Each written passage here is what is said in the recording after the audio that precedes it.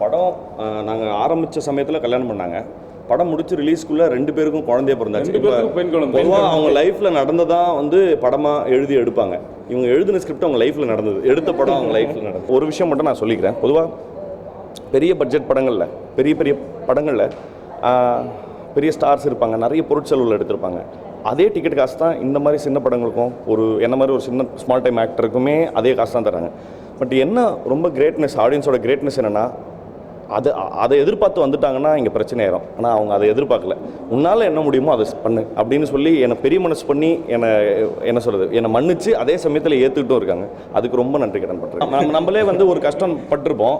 ஒரு 3 வருஷத்துக்கு அப்புறம் வந்து என்ன சொல்லியிருப்போம்னா, அதெல்லாம் ஐயோ அந்த சமயம்லாம் அப்படின்னு சொல்லி அதை சொல்லி சிரிக்கிற மைண்ட் செட் இருக்குல்ல, அதுதான் இந்த படத்தினுடைய மூலதனம். என்னுடைய காமெடிஸை வந்து பல தடவை பார்த்துட்டோன்றதுனால எங்களுக்கு வந்து சுத்தமாக ஜோக் ஒரு சீனில் கூட சிரிச்சதில்லை. இங்கே நாங்கள் இன்டென்ட் பண்ண இடத்துல கூட இல்லாமல் கூட சிரிச்சுக்கிட்டே இருந்தது தான் பயங்கர ஆச்சரியமாக இருந்தது, வியப்பாக இருந்தது.